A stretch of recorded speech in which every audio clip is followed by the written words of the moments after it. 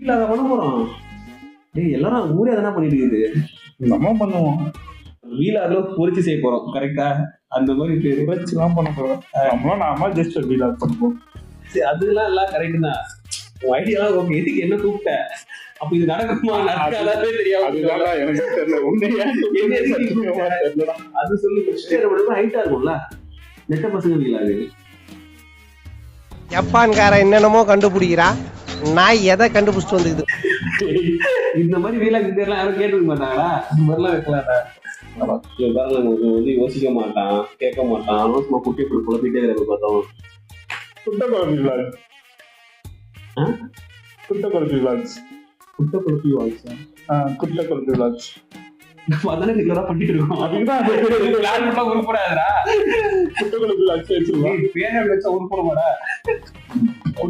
அந்த மாதிரிலாம் இல்ல. பேரை வச்சா